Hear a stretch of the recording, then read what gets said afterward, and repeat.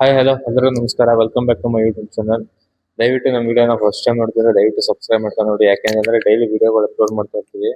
So ಹಂಗಾಗಿ ನಿಮ್ಗೆ ಯಾವ್ದಾದ್ರು ಗಾಡಿ ಬೇಕಿದ್ರೆ ಇಮಿಡಿಯೇಟ್ಲಿ ನಿಮ್ಗೆ ನೋಟಿಫಿಕೇಶನ್ ಬರುತ್ತೆ, ಗಾಡಿನ ಆರಾಮಾಗಿ ಪರ್ಚೇಸ್ ಮಾಡ್ಬೋದು. ಸೊ ಹಂಗಾಗಿ ಸಬ್ಸ್ಕ್ರೈಬ್ ಮಾಡ್ಕೊಂಡು ನೋಡಿ. ಮತ್ತೆ ನೀವು ಯಾವ್ದಾದ್ರು ಗಾಡಿ ಕೊಡಂಗಿದ್ರೆ ದಯವಿಟ್ಟು ನಮ್ಮ ಡಿಸ್ಕ್ರಿಪ್ಷನ್ ಮೇಲ್ ಐಡಿ ಕೊಟ್ಟಿದ್ದೀವಿ, ಆ ಮೇಲ್ ಐಡಿಗೆ ನಿಮ್ಮ ಗಾಡಿ ಫೋಟೋಸ್ ಇದ್ರೆ ಶೇರ್ ಮಾಡಿ. ನಾವು ನಿಮಗೆ ಯಾವುದೇ ರೀತಿ ಚಾರ್ಜಸ್ ಮಾಡಿದ್ರೆ ಫ್ರೀಯಾಗಿ ವಿಡಿಯೋಗಳು ಅಪ್ಲೋಡ್ ಮಾಡ್ಕೊಡ್ತೀವಿ. ಹಂಗೆ ಕಸ್ಟಮರ್ಗೆ ಏನಾದ್ರು ಬೇಕಿದ್ರೆ ಈ ನಂಬರ್ನು ಕೊಡ್ತೀವಿ. ಮತ್ತೆ ಇನ್ನೊಂದೇನಪ್ಪ ಅಂತಂದ್ರೆ ನೀವು ಏನಾರ ಗಾಡಿ ತಗೊಳ್ಳುವಾಗ ಸೆಕೆಂಡ್ಸ್ ಅಲ್ಲಿ ದಯವಿಟ್ಟು ನೋಡಿ ಚೆಕ್ ಮಾಡಿ ತಗೊಳ್ಳಿ. ಯಾಕಂದ್ರೆ ಸೆಕೆಂಡ್ಸ್ ಗಾಡಿಗಳು ಆಲ್ಮೋಸ್ಟ್ ಒಂದು 40% 50% ಪ್ರಾಬ್ಲಮ್ ಇರುವಂತ ಗಾಡಿಗಳನ್ನ ಸೇಲ್ ಮಾಡಕ್ ನೋಡ್ತಾರೆ. ಸೊ ಹಂಗಾಗಿ ನೀವು ಒಂದ್ ಸ್ವಲ್ಪ ಕೇರ್ಫುಲ್ ಆಗಿ ನೋಡ್ಕೊಂಡು, ಅಂದ್ರೆ ಜೆನ್ಯೂನ್ ಕೊಡೋರು ಇರ್ತಾರೆ, ಏನು ಪ್ರಾಬ್ಲಮ್ ಇದ್ದು ಕೊಡೋ ತರ ಇರ್ತಾರೆ. ಸೊ ಹಂಗಾಗಿ ನೋಡ್ಕೊಂಡು ಚೆಕ್ ಮಾಡ್ಕೊಂಡು ತಗೊಳ್ಳಿ. ಯಾಕಂತಂದ್ರೆ 3 ಲಕ್ಷ 4 ಲಕ್ಷ 5 ಲಕ್ಷ 10 ಲಕ್ಷ ಅಂತ ತಗೊಳ್ತೀರಾ. ಸೊ ನೀವು ತಗೊಂಡು ಒಂದ್ ವಾರ ತಿಂಗಳಿಗೆಲ್ಲ ಮತ್ತೆ ಖರ್ಚು ಮಾಡುವಂತ ಪರಿಸ್ಥಿತಿ ಬರಬಾರ್ದು ಮತ್ತೆ. ಸೊ ಹಂಗಾಗಿ ನೋಡಿ ಮಾಡಿ ಗಾಡಿನ ತಗೊಳ್ಳಿ. ಆಲ್ಮೋಸ್ಟ್ ಆಕ್ಸಿಡೆಂಟ್ ಆಗಿರೋ ವೆಹಿಕಲ್ ನ ತಗೊಳ್ಳಿ. ಆಕ್ಸಿಡೆಂಟ್ ಆಗಿರೋದನ್ನ ತಗೊಳ್ದೇ ಇರೋಕೆ ಆಲ್ಮೋಸ್ಟ್ ಟ್ರೈ ಮಾಡಿ. ಯಾಕೆ ಅಂತಂದ್ರೆ ಅವು ಬಾಡಿ ಎಲ್ಲ ಅಪ್ಸೆಟ್ ಆಗಿರ್ತವೆ. ನೀವು ಎಲ್ಲರ ಫಾಸ್ಟ್ ಆಗಿ ಹೋಗುವಾಗ ಸ್ಟೆಬಿಲಿಟಿ ಇರಲ್ಲ ಗಾಡಿ, ಒಂದ್ ಸ್ವಲ್ಪ ಶೇಕಿಂಗ್ ಆಗೋದಾಗ್ಲಿ ಇನ್ನೊಂದಾಗ್ಲಿ ಮತ್ತೊಂದು. ಬ್ರೇಕ್ ಹೊಡೆದ್ರೆ ಅಷ್ಟೊಂದು ಕಂಡೀಷನ್ ಆಗಿರಲ್ಲ. ಸೊ ಹಂಗಾಗಿ ಆಕ್ಸಿಡೆಂಟ್ ಆಗಿಲ್ದವ್ರಂತ ಗಾಡಿನೇ ಆಲ್ಮೋಸ್ಟ್ ತಗೊಳಕ್ಕೆ ಟ್ರೈ ಮಾಡಿ. ಆಕ್ಸಿಡೆಂಟ್ ಆಗಿದ್ರೆ ಆಲ್ಮೋಸ್ಟ್ ಗಾಡಿನ ಇದ್ ಮಾಡೋದು ಬನ್ನಿ. ಮತ್ತೆ ನೀವೇನಾದ್ರು ಗಾಡಿನ ಇವತ್ತೇ ತಗೊಳ್ತಾ ಇದೀನಿ ಅಂತಂದ್ರೆ ದಯವಿಟ್ಟು ಅಡ್ವಾನ್ಸ್ ಕೊಟ್ರಾ ಇವಾಗ್ಲೇ ಬೈ ಮಾಡ್ಕೊಂಡ್ ಬಂದ್ಬಿಡಿ. ಯಾಕಂದ್ರೆ ಅಡ್ವಾನ್ಸ್ ಕೊಡಕ್ ಹೋಗ್ಬೇಡಿ. ಆಲ್ಮೋಸ್ಟ್ ಬೈ ಮಾಡ್ಕೊಂಡು ಹೋಗ್ಬಿಡಿ. ಇವತ್ತು ನೀವು ಅಡ್ವಾನ್ಸ್ ಕೊಟ್ಬಿಟ್ಟು ಒಂದ್ 2-3 ದಿನ ಬಿಟ್ಟು ನೀವು ಗಾಡಿ ತಗೊಳ್ತೀನಿ ಅಂತಂದ್ರೆ ಏನ್ ಮಾಡ್ತಾರೆ ಅಂದ್ರೆ ಎಷ್ಟೋ ಜನ ಸ್ಪೇರ್ಗಳನ್ನ ಎಕ್ಸ್ಚೇಂಜ್ ಮಾಡ್ಬಿಡ್ತಾರೆ.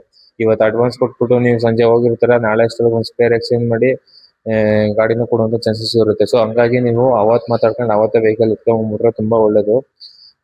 ಸೊ ಹಂಗಾಗಿ ಇಷ್ಟು ನೀವು ಫಾಲೋ ಮಾಡ್ಕೊಂಡು ಗಾಡಿನ ತಗೊಬನ್ನಿ. ಮತ್ತು ಒಂದು ಹೋಂಡಾ ಕ್ರೇಟಾ ಒಂದು ಸೇಲ್ಗಿದೆ. ಇದು SX+ ಬರುತ್ತೆ, 1.6 ಲೀಟರ್ ಇಂಜಿನ್ ಬರುತ್ತೆ. ಇದು ಇಂಜಿನ್ ಬಂದು ಡೀಸೆಲ್ ಇಂಜಿನ್, ಮಾಡಲ್ ಬಂದು 2015 ಬರುತ್ತೆ. ಓನರ್ ಬಂದು ಸೆಕೆಂಡ್ ಓನರ್ ಆಗಿದೆ.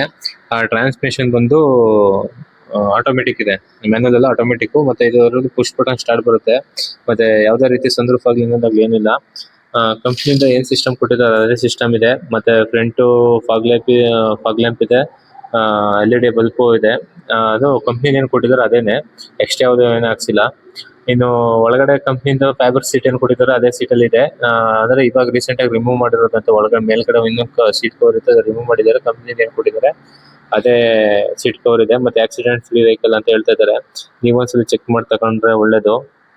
ಮತ್ತೆ ಟೈರ್ ವಿಷಯಕ್ಕೆ ಬರೋದಾದ್ರೆ ಟೈರ್ ಬಂದು 60% ಟೈರ್ ಇದೆಯಂತೆ.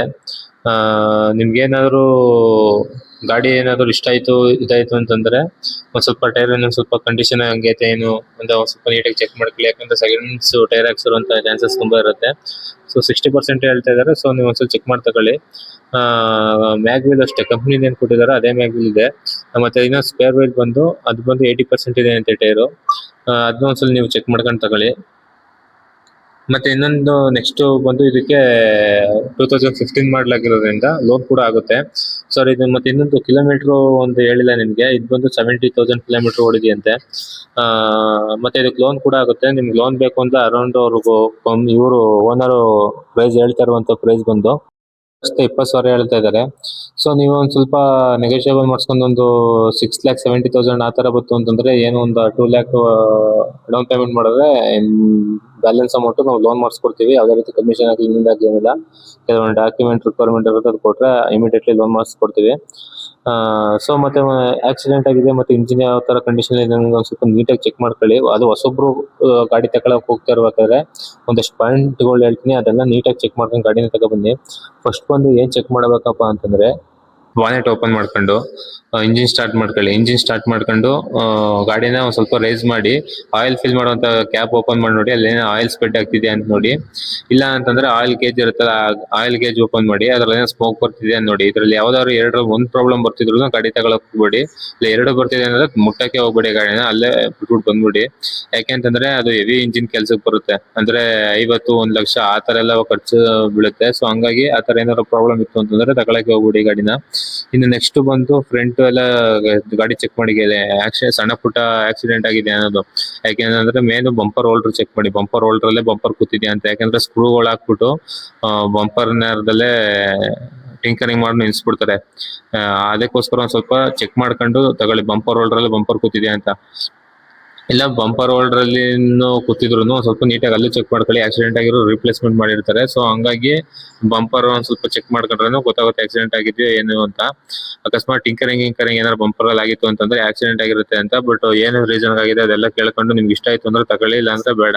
ಇನ್ನು ಅದ್ಬಿಟ್ರೆ ನೆಕ್ಸ್ಟ್ ಏನ್ ಚೆಕ್ ಮಾಡ್ಬೋದಪ್ಪ ಅಂತಂದ್ರೆ ಫ್ರಂಟ್ ಬ್ಯಾಕ್ ಗ್ಲಾಸ್ ಮತ್ತೆ 4 ಪವರ್ ವಿಂಡೋಸ್ ಗಳೇನಿದೆ ಮತ್ತೆ ಕ್ವಾರ್ಟರ್ ಗ್ಲಾಸ್ ಏನಿದೆ ಅದೆಲ್ಲಾನು ಚೆಕ್ ಮಾಡಿ. ಅದ್ರ ಎಲ್ಲಾ ಗ್ಲಾಸ್ ಮೇಲೂ ಬಾರ್ ಕೋಡ್ ಅನ್ನೋದು ಇರುತ್ತೆ. ಆ ಬಾರ್ ಕೋಡ್ ಅಲ್ಲಿ ಎಲ್ಲಾ ಗ್ಲಾಸ್ಗೂ ಒಂದೇ ಬಾರ್ ಕೋಡ್ ಇರುತ್ತೆ, ನಂಬರ್. ಆ ನಂಬರ್ ಒಂದೇ ಸೀರಿಯಲ್ ನಂಬರ್ ಎಲ್ಲ ಸೇಮ್ ಮ್ಯಾಚ್ ಆಗ್ತಿದೆ ನೋಡಿ. ಯಾವ್ದಾರು ಒಂದೇನಾದ್ರು ಚೇಂಜ್ ಆಗಿತ್ತು ಅಂದ್ರೆ ಗ್ಲಾಸ್ ಹೊಡೆದೋಗಿದೆ ಅದು ಅಂತ. ಆ ಗ್ಲಾಸ್ ಹೊಡೆದೋಗಿರೋ ರೀಸನ್ ಬಂದು ಆಕ್ಸಿಡೆಂಟ್ ಆಗಿ ಹೊಡೆದೋಗಿರುತ್ತೆ, ಇಲ್ಲ ಅಪ್ಪಿ ಏನಾದ್ರು ಬಿದ್ದು ಹೊಡೆದೋಗಿರುತ್ತೆ. ಬಟ್ ಏನ್ ರೀಸನ್ ಅಂತ ಕೇಳ್ಕೊಳ್ಳಿ. ಆ ಹೊಡೆದೋಗಿರೋ ಜಾಗನ ಒಂದ್ ಸ್ವಲ್ಪ ಇನ್ಫೆಕ್ಷನ್ ಮಾಡಿ ಚೆಕ್ ಮಾಡ್ಕೊಳ್ಳಿ, ಟಿಂಕರಿಂಗ್ ಏನಾರು ಆಗಿದೆಯಾ ಅಂತ. ಅದೇನಾರು ಆಗಿತ್ತು ಅಂತಂದ್ರೆ ಕೇಳ್ಕೊಂಡು ಏನಾಗಿತ್ತು ಅಂತಂದ್ರೆ ಆಕ್ಸಿಡೆಂಟ್ ಆಗಿದ್ರೆ ಆಲ್ಮೋಸ್ಟ್ ತಗೊಳ್ದಾನೆ ವಾಪಸ್ ಬರೋಕೆ ಟ್ರೈ ಮಾಡಿ. ಇನ್ನು ಅದ್ ಬಿಟ್ರೆ ಇನ್ನು ಡೋರ್ಗಳದ್ದು ಹತ್ರ ಬೀಡಿಂಗ್ಗಳು ಇರುತ್ತೆ. ಆ ಬೀಡಿಂಗ್ ಒಂದ್ ಸ್ವಲ್ಪ ತೆಗೆದು ನೋಡಿ, ಅಲ್ಲಿ ಪಂಚಿಂಗ್ ಸೀಲ್ಗಳು ಇರುತ್ತೆ. ಅದೇನಾರು ಹೋಗಿದೆ ಅನ್ನೋದು ಒಂದ್ ಸ್ವಲ್ಪ ಚೆಕ್ ಮಾಡ್ಕೊಂಡು ಗಾಡಿನ ಆಲ್ಮೋಸ್ಟ್ ಇದ್ ಮಾಡ್ಕೊಂಡು ಬೈ ಮಾಡಿ. ಏನಕ್ಕಪ್ಪ ಹೇಳ್ತಾ ಇರೋದು ಅಂತಂದ್ರೆ ನಿಮ್ಗೆ ಆಕ್ಸಿಡೆಂಟ್ ಆಗಿದೆ ಅಂತಂದ್ರೆ ನಿಮ್ಗೆ ಗೊತ್ತಿಲ್ಲದೇ ತಗೊಬಿಡ್ತೀರಾ. ನೆಕ್ಸ್ಟ್ ನೀವು ಸೇಲ್ ಮಾಡ್ತೀನಿ ಅಂತಂದ್ರೆ ಅದಕ್ಕೆ ವ್ಯಾಲ್ಯೂ ಇರಲ್ಲ. ಸೊ ಹಂಗಾಗಿ ಚೆಕ್ ಮಾಡ್ಕೊಂಡು ಗಾಡಿನ ತಗೊಳ್ಳಿ ಅಂತ ಹೇಳ್ತಾ ಇರುವಂತದ್ದು ನಿಮ್ಗೆ. ಇನ್ನು ಅದು ಬಿಟ್ರೆ ನಿಮ್ದು ಇವತ್ತೇ ಅಡ್ವಾನ್ಸ್ ಕೊಟ್ರೆ ದಯವಿಟ್ಟು ಇವತ್ತೇ ಎತ್ಕೊಂಡ್ಬಿಡಿ ಗಾಡಿನ, ಚೆನ್ನಾಗಿತ್ತು ಅಂತಂದ್ರೆ. ಮತ್ತೆ ನನಗೆ ಗೊತ್ತಾಗ್ತಾ ಇಲ್ಲ ಇದೆಲ್ಲ ಚೆಕ್ ಮಾಡೋಕೆ, ಇದೇ ಫಸ್ಟ್ ಟೈಮ್ ನಾನು ಗಾಡಿ ತಗೊಳ್ತಾ ಇರೋದ್ರೆ ದಯವಿಟ್ಟು ಮೆಕ್ಯಾನಿಕ್ ಕರ್ಕೊಂಡು ಹೋಗಿ ಚೆಕ್ ಮಾಡಿಸ್ಕೊಂಡು ಅಂದ್ರೆ ನಿಮ್ಗೆ ಒಳ್ಳೇದು. ಹೇಗೆ ಅಂತಂದ್ರೆ 1,200 ಇಲ್ಲ 1,500 ಆಗುತ್ತೆ ಒಂದು ಮೆಕ್ಯಾನಿಕ್ ಒಂದು ಚೆಕ್ ಮಾಡ್ಕೊಡಕ್ಕೆ. ಸೊ ಹಂಗಾಗಿ ನೀವೇ ಕರ್ಕೊಂಡೋಗಿ ಚೆಕ್ ಮಾಡಿಸ್ಕೊಂಡು ಸುಮ್ನೆ ಯಾಮಾರಕ್ ಹೋಗ್ಬೇಡಿ. ಯಾಕೆಂದ್ರೆ ಕಸ್ಟಮರ್ ಕೊಡೋರು ಏನು ಅಂತ ನಮಗೂ ಸರಿಯಾಗಿ ಗೊತ್ತಿರಲ್ಲ. ಬಟ್ ಅವರು ಕಾರ್ ಇದೆ ಹೆಂಗ್ ಡೀಟೇಲ್ಸ್ ಕಳಿಸ್ತಾರೆ, ನಾವು ವಿಡಿಯೋ ಅಪ್ಲೋಡ್ ಮಾಡ್ತೀವಿ. ಸೊ ಹಂಗಾಗಿ ನೀವು ಒಂದ್ ಸ್ವಲ್ಪ ಕೇರ್ಫುಲ್ ಆಗಿ ಚೆಕ್ ಮಾಡ್ಕೊಂಡು ಗಾಡಿನ ಬರಕ್ಕೆ ಹೇಳ್ತಾ ಇರೋದು ಅಷ್ಟೇ. ಸೊ ನಿಮ್ಗೆ ಏನಾದ್ರು ಈ ವಿಡಿಯೋ ಇಷ್ಟ ಆಗಿದೆ ದಯವಿಟ್ಟು ನಮ್ಮ ಚಾನಲ್ನ ಸಬ್ಸ್ಕ್ರೈಬ್ ಮಾಡ್ಕೊಂಡು, ನಿಮ್ದು ಯಾವ್ದಾದ್ರು ಗಾಡಿ ಸೇಲ್ ಇತ್ತು ಅಂತಂದ್ರೆ ದಯವಿಟ್ಟು ನಮ್ದು ಮೇಲ್ ಐಡಿಗೆ ಕಾಂಟ್ಯಾಕ್ಟ್ ಮಾಡಿ ನಿಮ್ ಗಾಡಿ ಫೋಟೋಸ್ ಮತ್ತೆ ಗಾಡಿದು ವೆಹಿಕಲ್ ಡೀಟೇಲ್ಸ್ ಕಳ್ಸಿಕೊಟ್ಟು ನಾವು ಫ್ರೀ ಆಗಿ ಅಪ್ಲೋಡ್ ಮಾಡ್ಕೊಡ್ತೀವಿ. ಯಾವುದೇ ರೀತಿ ಚಾರ್ಜಸ್ ಇರಲ್ಲ, ನಮಗೂ ಯಾವುದೇ ರೀತಿ ಕಮಿಷನ್ ಆಗಲಿ ಇನ್ನೊಂದಾಗ್ಲಿ ಏನು ಕೊಡುವಂತದ್ದು ಇರಲ್ಲ ಗಾಡಿ ಸೇಲ್ ಆದ್ರೆ. ಸೊ ಹಂಗಾಗಿ ಯಾವ್ದಾದ್ರು ಇದ್ರೆ ದಯವಿಟ್ಟು ಕಾಂಟ್ಯಾಕ್ಟ್ ಮಾಡಿ ನಮ್ಮನ್ನ. ಮತ್ತೆ ಈ ವಿಡಿಯೋ ಏನಾದ್ರು ಇಷ್ಟ ಆಗಿದ್ರೆ ದಯವಿಟ್ಟು ಸಬ್ಸ್ಕ್ರೈಬ್ ಮಾಡ್ಕೊಂಡು, ಬೇರೆ ಏನಾದ್ರು ಡೌಟ್ ಇತ್ತು ಅಂದ್ರೆ ಈ ವೆಹಿಕಲ್ ಬಗ್ಗೆ ಕಮೆಂಟ್ ಬಾಕ್ಸ್ ಕಮೆಂಟ್ ಮಾಡಿ, ನಾವು ರಿಪ್ಲೈ ಮಾಡ್ತೀವಿ. Okay, thank you.